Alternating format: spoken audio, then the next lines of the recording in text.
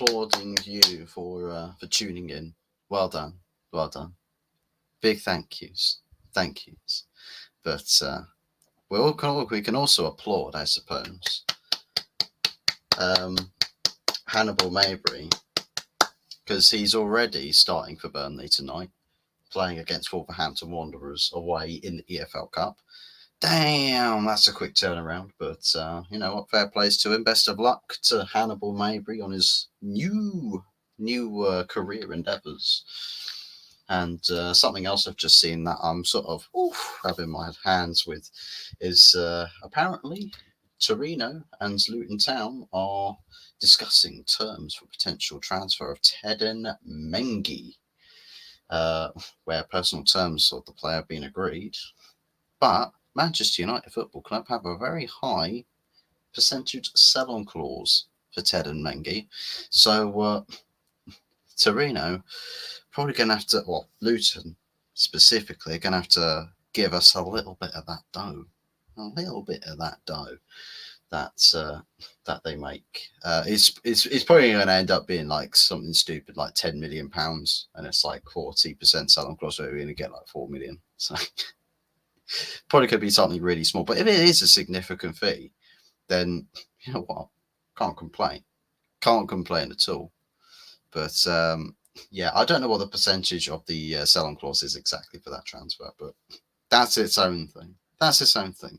We're here to talk about Jadon Sancho, and it seemingly has shown itself. It's revealed that Juventus are focused. They are laser focused on the signing or the pursuit. It's hot pursuits like Need for Speed. Hot pursuit for Jadon Sancho, chasing him down in the dying embers of the summer transfer window. And will they get this deal across the line? Because they've been chasing Jadon in the hopes that they could strike a loan with the option to buy, and solely the option. But Manchester United holding out, you either buy him this summer or you do the loan for obligation next summer. So and it was not something that Juve were too fond of. They weren't too they weren't too.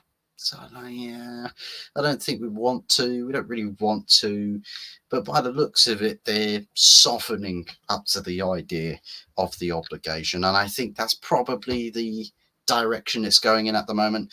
Juventus are busy dealing with Liverpool for the sale of Federico Chiesa, where perhaps that transfer maybe funds the move for Juventus to bring Sancho in to the old lady.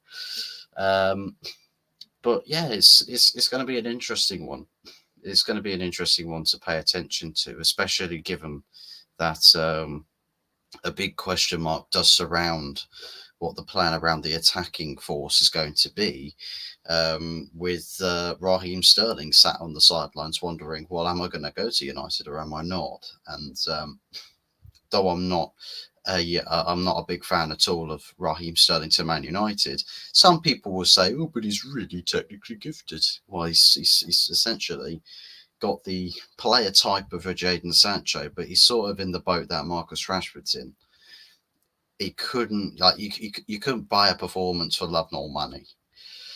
Yeah, so it's there are difficulties, circumstances there that I think we probably would want to hope to steer away from, and I'm not too keen on the idea of having two Marcus Rashfords in the club at the same time.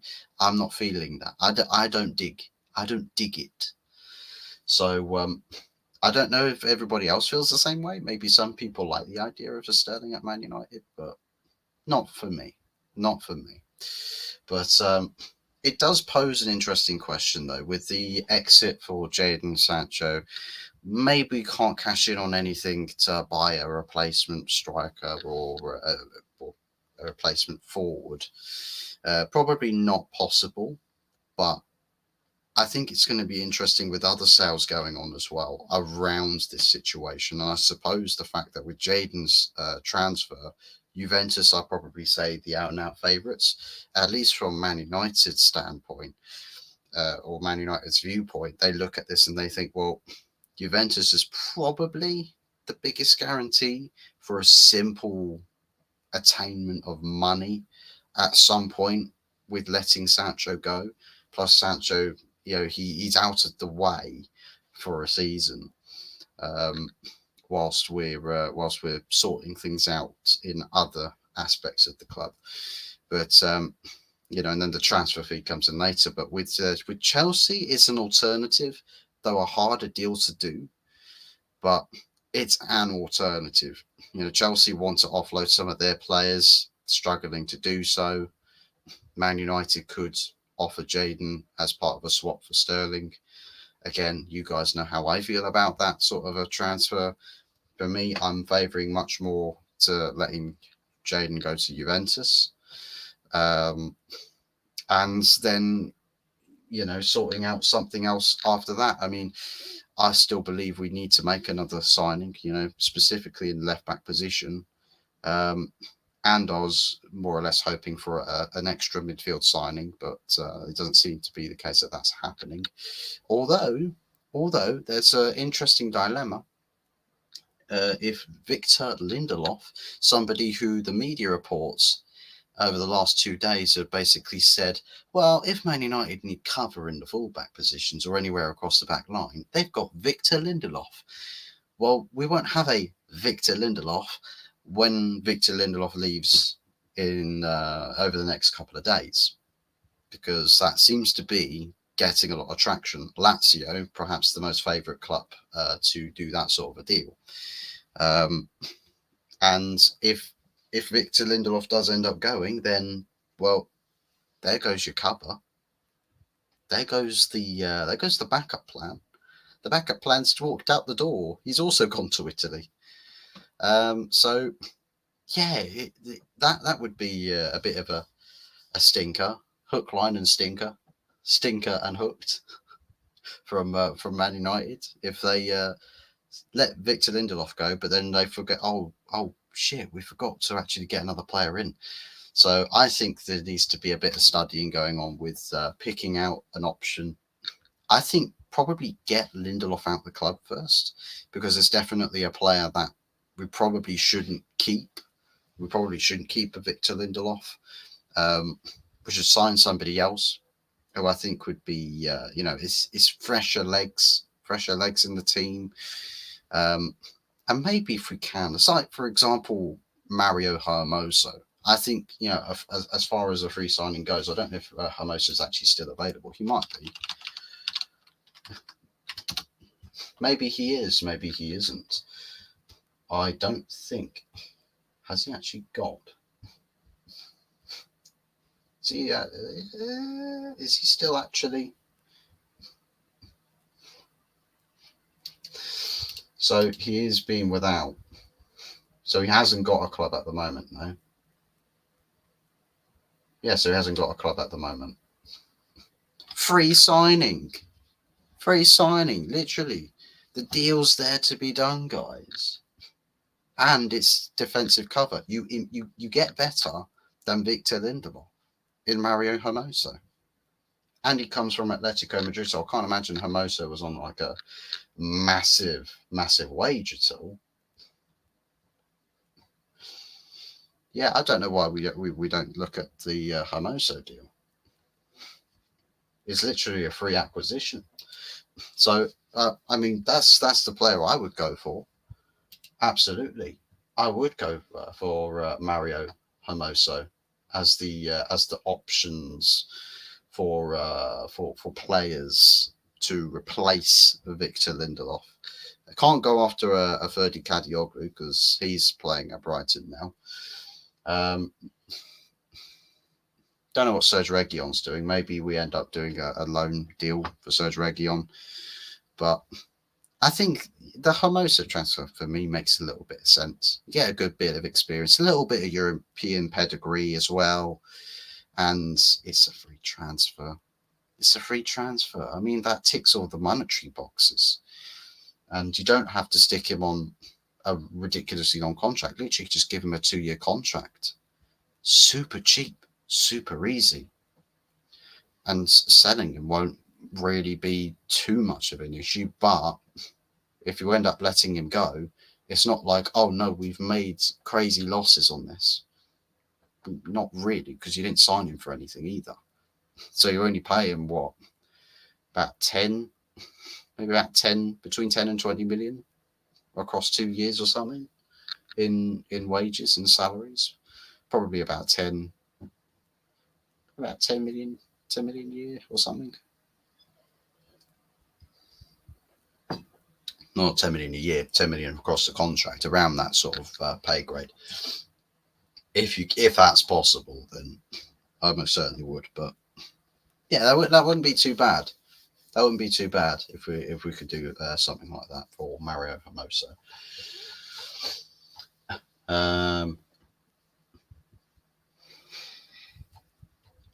Seeing if I've got anything else going on with the transfer side of things. If there's any new breaking news. New breaking news. Interesting as well to see that Sandro Tonali plays his first minutes tonight against Nottingham Forest away in over a year. Well, not over a year, but 308 days he's been out of football, and he's back. So watch out for Newcastle with a keen, stern gaze, and let's see how they handle things. Let's see how they do the do's. Christian Eriksen, the transfer story with Ajax has gained a little bit of a spark again. Possibilities, as per Mike Keegan, that he reports ahead of Friday's deadline there is interest in Victor Lindelof from clubs in Spain, Turkey and Italy, while Christian Eriksen is thought to be on Ajax's radar. So I think this is typical final days of transfer window. Everyone starts linking every player to everywhere.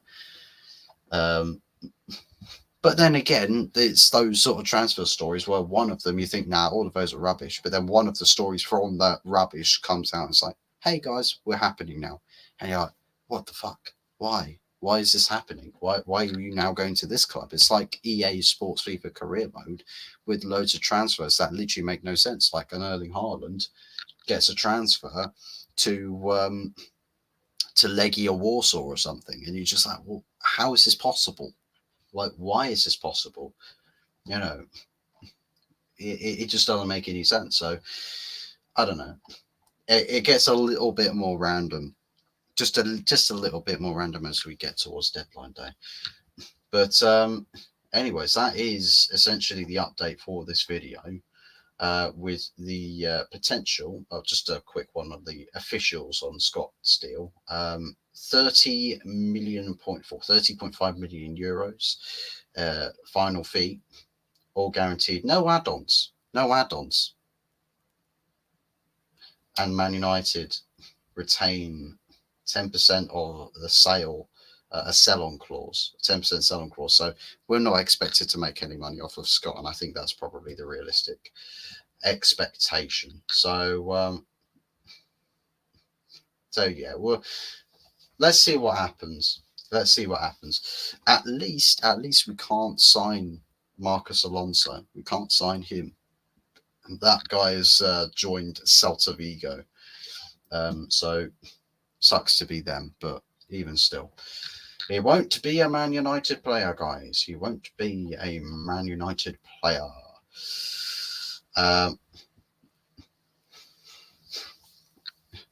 So yes, I think it's after Chelesa joined Liverpool, Juventus have improved their bid for Sancho, a loan with a buy option. But it is Man United that want the option changed for an obligation. You must buy him. And Thiago Motta is pushing a lot. He's pushing a lot for the money, guys, for the money. But anyways, guys, let me know what your thoughts and feelings are in the comment section down below about Juve interest in Sancho. Do you think this transfer is going to happen? Will it happen, or will he go to Chelsea? Which option would you prefer? And maybe you prefer him to stay. Maybe you prefer him to stay, but share with us what you think in the comment section. What you guys think about any other sales? Cash in on Lindelof, cash in on Ericsson, try and squeeze in a couple of extra cheap deals at the very, very end. Deadline day madness. Is that going to be a part of Man United's plans? We'll have to see what happens. But it is also reported that Ugarte needs to be registered by midday Friday on transfer deadline day in order to feature for the Liverpool game. So it's for him to be able to make it onto the bench at the very least. But anyways, guys, thank you very much for watching. Don't forget to smash a like on the video. It's meant to be the good, the bad, and the ugly tonight, but unfortunately Tony can't make it. Trouble at the airport. So yeah, the the Just Stop Oilers have gone and turned every plane orange again. They've turned them into EasyJet. I'm telling you, EasyJet are on the inside job. Yeah, it's no coincidence that Just Stop Oil wear orange and EasyJet are an orange airline. It's no coincidence, guys. They're Just Stop Oils. They're all Just Stop Oil. The official airline for Just Stop Oil is EasyJet. But yeah, make of it to what you will. Smash the like and subscribe. Good, the Bad, and the Ugly show will be returning tomorrow, though. It will be tomorrow, definitely. Same time, 8:30 p.m. And watch this space. Transfer deadline day show, Friday night. We will be there, guys. We will be there. 3 hours we'll be live for, covering all the craziness for all clubs across Europe and the world. We'll be covering all of it. Do be sure to tune in for that one. Shall be magnificent, magnifique. So see you guys tomorrow for 8:30 p.m. for the good, the bad, and the ugly, and then we'll be back again on Friday for some juicy transfer stories to round out the summer transfer window. Hopefully, it's not a window that ends in disappointment for United. Fingers crossed. Take care, people, and we'll see you again tomorrow.